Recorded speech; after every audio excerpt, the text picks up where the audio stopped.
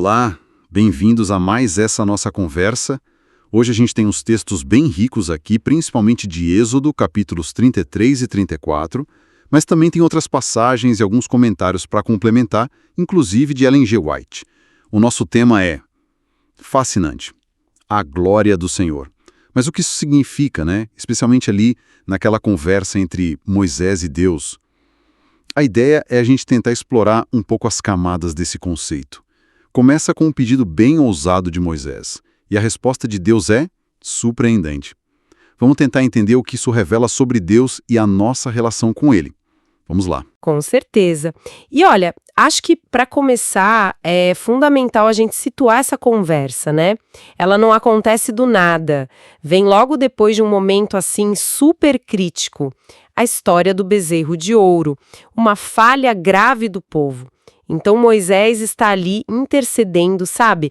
Dá para sentir o peso da liderança nas costas dele. Ele está buscando uma garantia, uma segurança da presença de Deus para conseguir continuar a jornada. É nesse clima tenso de busca por reafirmação que essa conversa sobre a glória acontece. Nossa, total. O povo erra feio e Moisés fica ali no meio, né? Como mediador. E ele começa lá em Êxodo 33 com uma declaração bem forte, tipo, mostrando essa dependência total. Algo como, olha, se o Senhor não for com a gente, é melhor nem sair daqui. É quase um ultimato, né, de quem está precisando muito dessa certeza. Sim, é uma dependência explícita. Ele sabe que guiar aquele povo todo, naquela situação, sem Deus ali de forma clara, é impossível. E o legal é que Deus responde a essa primeira necessidade. Isso já é muito significativo. Ele garante: a minha presença vai com você e eu vou te dar descanso. E ainda tem um toque pessoal, né? Vou fazer o que você pediu, porque você achou graça aos meus olhos e eu te conheço pelo nome. Imagina ouvir isso, eu te conheço pelo nome, no meio daquela crise toda.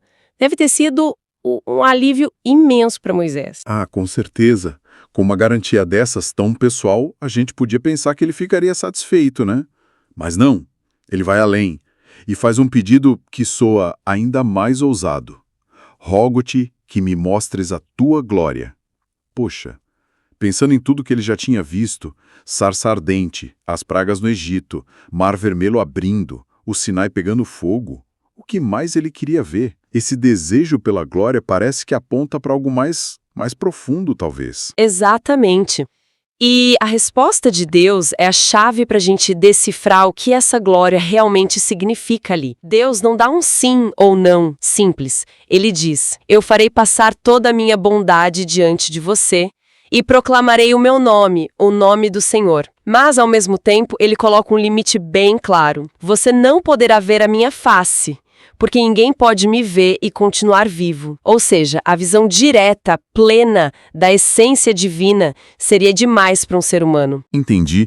Então, a glória que Moisés pede não é algo que ele possa ver como um rosto, pelo menos não enquanto vivo. Mas a resposta de Deus liga essa glória à bondade dele e ao nome dele. Isso muda tudo, né? Muda completamente a perspectiva. A glória que Deus vai revelar não é primariamente visual, tipo uma forma física. Ela é mais conceitual, ética. Tá ligada à essência do caráter de Deus, à sua bondade. E proclamar o nome, para a cultura hebraica, não era só dizer como ele se chama. O nome carregava o peso da reputação, da natureza, da identidade da pessoa. Então Deus está prometendo revelar quem ele é em seu caráter. E para fazer isso sem que Moisés morresse, ele oferece uma solução prática, né? Uma proteção.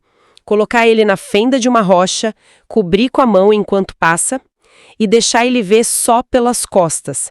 É uma metáfora, talvez, para dizer que Moisés experimentaria o efeito, o rastro da sua presença gloriosa, mas sem a intensidade total e direta. Uau! E essa promessa se cumpre no capítulo 34, certo? Moisés sobe o Sinai de novo, com novas tábuas de pedra, porque, bom, as primeiras ele quebrou na hora da raiva com o bezerro de ouro, né?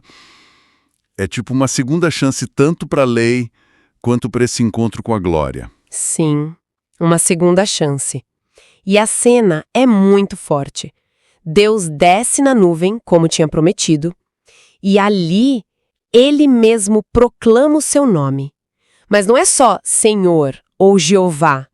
É um nome acompanhado de uma descrição, uma autodefinição do seu caráter. É verdade. Essa proclamação é o ponto central da revelação ali, né? Senhor, Senhor Deus compassivo, clemente, longânimo, quer dizer, paciente, grande em misericórdia e fidelidade, que guarda misericórdia em 1000 gerações, perdoa a iniquidade, a transgressão, o pecado, mas que não inocenta o culpado. Basicamente, Deus está dizendo, minha glória é isso aqui: compaixão, graça, paciência, amor, fidelidade, perdão e justiça também. A glória é essencialmente o caráter moral dele. Isso mesmo. E as fontes que a gente tem, como os textos de Ellen G. White, reforçam muito essa leitura. Tem uma frase que resume isso de forma bem direta: a glória de Deus é o seu caráter. Ponto. Essa seria a resposta para o pedido de Moisés. Não um show de luzes cósmico, mas uma revelação de quem Deus é por dentro, na sua natureza. Nossa, isso dá um significado totalmente novo para o pedido de Moisés e para a resposta de Deus. Ele pediu para ver algo e Deus mostrou quem ele é. Faz muito sentido. E essa mesma fonte que você citou, ela conecta isso com Jesus Cristo, né? Usando aquele texto de João. Isso, João 1,14. E o Verbo se fez carne e habitou entre nós, cheio de graça e de verdade, e vimos a sua glória. Glória como do unigênito do Pai. A interpretação que essa fonte traz é que esse mesmo caráter divino que foi proclamado lá no Sinai para Moisés, cheio de misericórdia, fidelidade, graça, verdade, esse caráter foi perfeitamente encarnado, tornado visível na pessoa de Jesus. Jesus seria, então, a manifestação mais completa e acessível dessa glória de Deus para nós. E tem mais. A fonte sugere, citando João 17:22, eu lhes dei a glória que tu me deste, que quem segue a Cristo é chamado a participar e refletir essa mesma glória, ou seja, esse mesmo caráter divino. Falando em refletir, tem uma consequência bem literal, visível mesmo, desse encontro de Moisés com a glória, né? Quando ele desce do monte, o rosto dele brilhava. Êxodo 34 conta que a pele do rosto dele resplandecia tanto que o pessoal, Arão, os israelitas, ficaram com medo de chegar perto. E o mais curioso, ele nem percebeu isso no começo. Pois é. É quase uma prova física da proximidade que ele teve com o divino. Ele esteve tão perto dessa fonte de glória, caráter, que acabou de alguma forma absorvendo e refletindo essa luz. O texto até fala que ele precisava usar um véu para falar com o povo, mas tirava o véu quando ia falar com Deus. Isso mostra a intensidade desse brilho e talvez a natureza dessa comunhão direta que ele tinha. É uma imagem muito poderosa essa do rosto brilhando. E faz a gente pensar naquela ideia lá de Gênesis, da criação à imagem de Deus, não faz? Sim, algumas fontes fazem essa ponte. Se a glória de Deus envolve seu caráter e também essa radiância, talvez a imagem de Deus original, como fomos criados, incluísse um reflexo mais visível dessa glória. E aí sugere-se que talvez essa condição foi perdida ou afetada com a queda, né? Quando Adão e Eva perceberam a nudez e sentiram vergonha, medo, em vez de refletir a glória com confiança. E aquela restrição inicial, ninguém pode ver minha face e viver, parece que continua valendo, né? Uma das fontes até cita 1 Coríntios 13, porque agora vemos como em espelho, obscuramente. Nossa visão ainda é limitada. A visão direta, completa da face de Deus parece ser algo ainda reservado para o futuro. Mas as fontes ressaltam que Cristo é a revelação do Pai que temos agora. Lembra de João 14?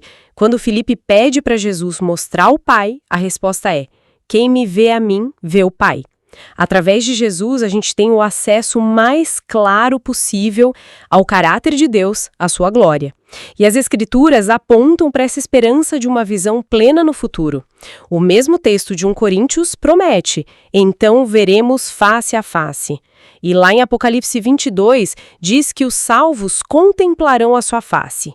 Há essa promessa futura. Então, resumindo um pouco essa nossa exploração, a busca de Moisés pela glória de Deus nos levou a entender que essa glória está assim, profundamente ligado ao caráter de Deus. Sua bondade, misericórdia, justiça, amor. E foi uma experiência tão forte que marcou Moisés fisicamente. Exato. E vemos que essa mesma glória, esse mesmo caráter, foi revelado de forma plena em Jesus. A compreensão que sai dessas fontes é que a glória não é só para a gente admirar de longe, mas é algo cujo caráter a gente pode conhecer e, de certa forma, até refletir na nossa vida. Essa ideia da glória como caráter, isso tem implicações bem práticas para o nosso dia a dia, né? Sem dúvida. Muda o foco. Não é só ficar buscando experiências extraordinárias ou sinais espetaculares, embora eles possam acontecer. A ênfase passa a ser conhecer a natureza de Deus que foi revelada. Sua graça, sua verdade, sua paciência, seu perdão e viver de acordo com isso. Uma das fontes, citando Ellen White, diz que viver para a glória de Deus é viver segundo os propósitos dele. E isso se traduz em espelhar o caráter dele nas nossas ações, nos nossos relacionamentos, vir um chamado para um jeito de ser e de agir no mundo. Isso deixa a gente com uma questão importante para pensar, né?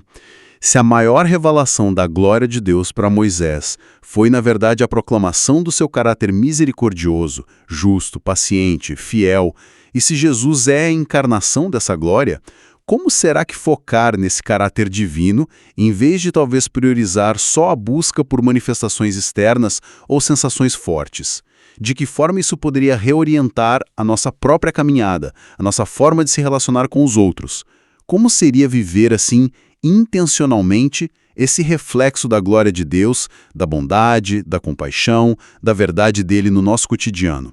Fica aí para a gente pensar. Inscreva-se em nosso canal. Se você gostou deste conteúdo, compartilhe com outras pessoas. Inscreva-se agora e fique por dentro das últimas novidades.